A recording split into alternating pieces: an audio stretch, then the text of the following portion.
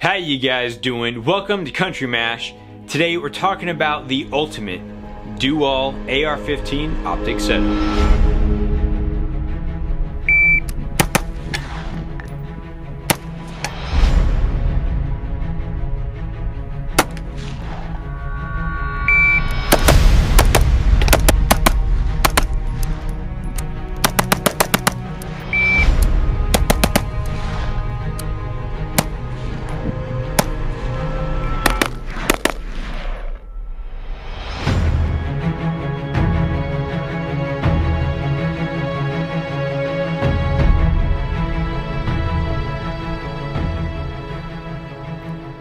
This has to be the most asked question I get over at the Country Mash Instagram page and Facebook page. You guys have one rifle. You want it to do everything from home defense to, be your Liberty rifle to maybe even a hunting or survival rifle should you have to maybe bug out, or if we're in a SHTF situation. You want that perfect do-all rifle setup. And so you guys ask me, what optic do I get for that?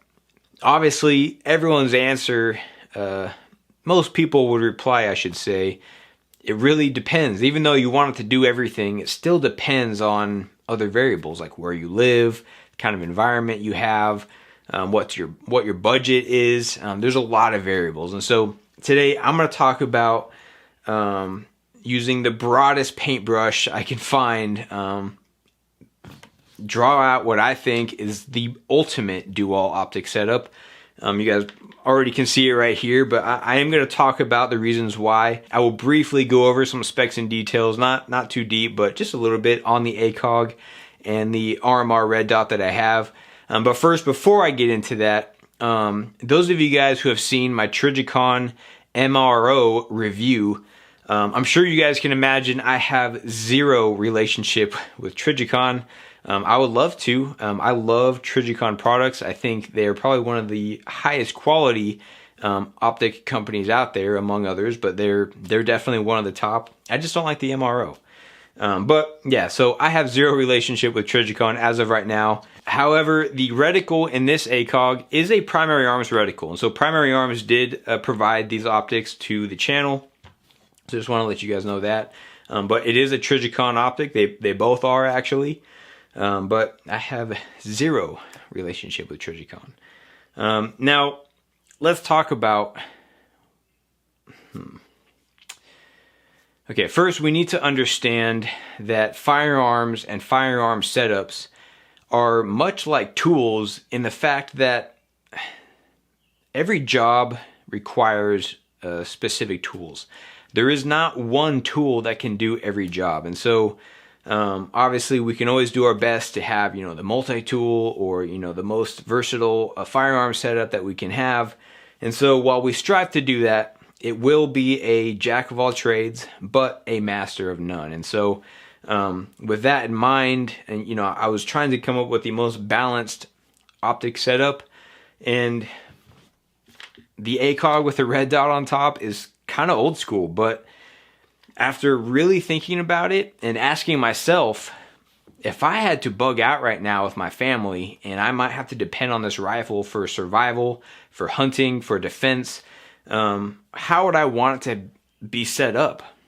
And this is what I came up with.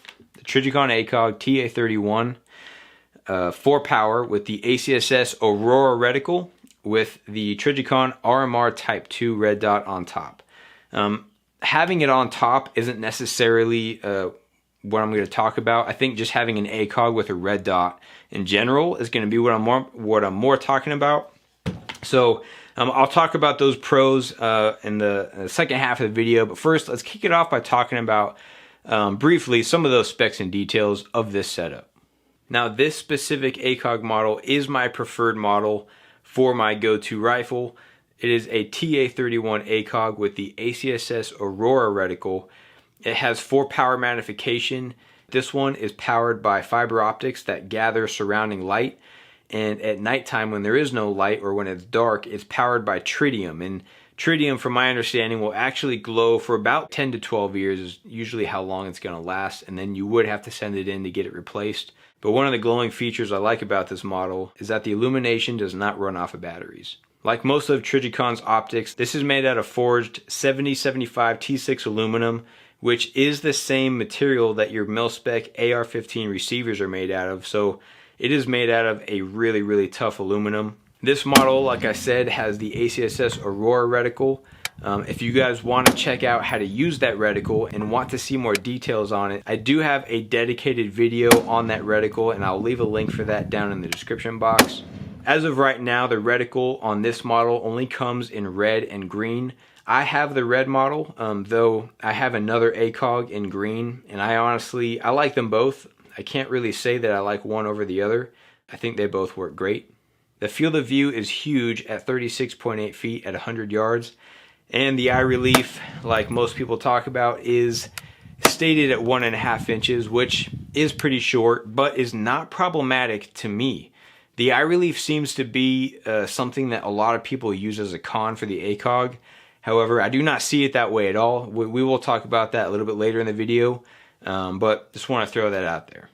To briefly go over some of the specs and details on the RMR Type 2, it too is made out of 7075 T6 aluminum, and it is designed to take severe impacts and abuse. This specific model is manually adjustable, but it also has auto brightness and button lockout modes. This particular model has a 1 MOA dot size, but honestly, I think when it comes to dot size, I think that's going to be the preference of the end user. So if you like 1 MOA or the 3.25 MOA, or I think they even have like a 6 or an 8 MOA, some bigger dots. I think any of those would be good. It's going to be what you want.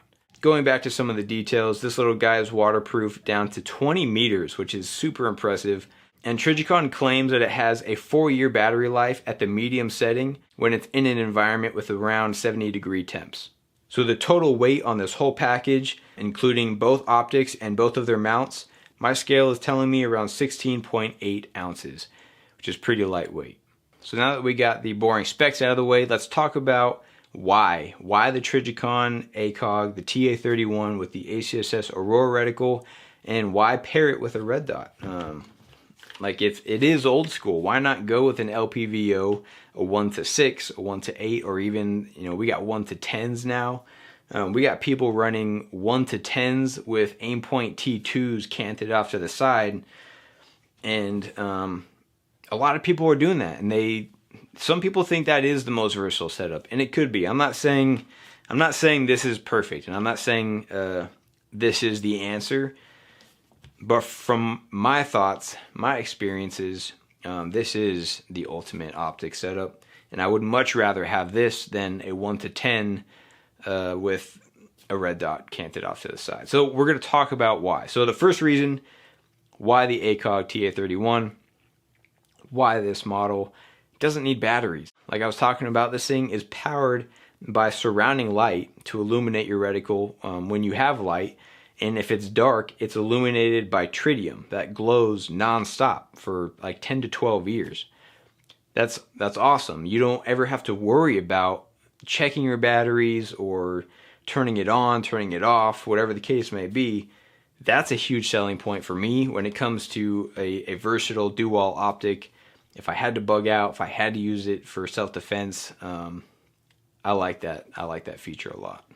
The second feature that really sold me on this being my ultimate dual optic for my go-to rifle is it is tough as nails. This thing is practically an armored optic. It is probably, a lot of people have said it, no one can actually prove it, but it's most likely the most battle-proven optic out there. It's so durable. It's so tank-like.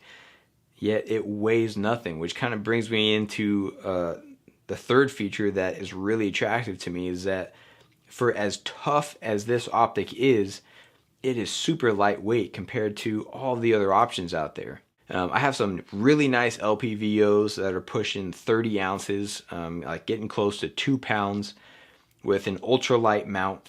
I have some LPVOs that are cheaper that are still in that 25, 26 ounce range with a mount. And so that gets heavy. LPVOs and other variable optics, they need additional mounts. And so when you read the weight on them and compare them, you do have to take into consideration that you will have to buy a mount for that. And so it adds up quickly. It really does. Another feature about this specific model that I really like is the ACSS Aurora reticle. I think it's probably one of the best reticles out right now from Primary Arms. It is definitely my current favorite in this platform, and it's easy to use. And so it's intuitive, it's easy to use, it has information on the reticle for you. Granted, you do have to learn a little bit on how to use it, and so I do have a full dedicated video on how to use this reticle if you guys are interested in that. I won't bore you guys with all the details in this video, so if you guys do want to check that out, like I said before, there will be a link down in the description box. But the reticle is definitely a huge selling point for me in this optic, and if you do get an ACOG TA31, I highly recommend that you get the ACSS Aurora reticle. So now the magnification on this TA31 is 4 power, which may not seem like a lot, but the glass clarity in these ACOGs is exceptional. It is so razor sharp. I've actually been able to see my little lead splatter hits on my steel target out to 550 meters. That's really impressive. So 4 magnification may not seem like a lot, but you only need enough to identify your target. And so the glass clarity in this guy really allows you to do that. So to wrap up the ACOG pros, let's talk about eye relief. The eye relief is something a ton of people complain about, but I actually really like it. If you guys have heard of the bend-in aiming concept, it's essentially shooting with 2 eyes open. Your dominant eye sees the reticle, and this eye sees the rest of your surroundings. And so your brain is able to merge those images together, and it's kind of like using a red dot. Not quite, but kind of. It gets rid of that tunnel vision, though, and you have a better field of view. You have a better field of view as to what you're shooting at. When you have a long eye relief, that means you could be further back, or you have a longer range of having a wide field of view on your ocular lens. And that can be distracting. And so when you have a short eye relief, you do get some of that scope shadow if you don't have a proper cheek weld. So when you pull up your rifle fast to do your use your bend-in aiming concept, you will probably get a lot of scope shadow. But what that does is it allows your eye to just focus on the reticle and lets this eye focus on everything else. So if you had a bigger image, if you had better eye relief and a clearer image in your dominant eye, you're more likely to be distracted, and your brain might get confused as to which one to focus on. So that's my theory. I enjoy the short eye relief on an ACOG, so I don't know if that was intentional that they did that, or if it just happened to work out that way. I don't know, but short eye relief. You guys will actually even notice I don't have my ACOG mounted very far back, because I do utilize that scope shadow if I want to use the bend-in aiming concept. So it is helpful in my opinion. All right, so with the bend-in aiming concept, why exactly do you need a red dot? Well, the truth is you don't really need it, but the red dot does make up for some of the areas that the ACOG does not excel in.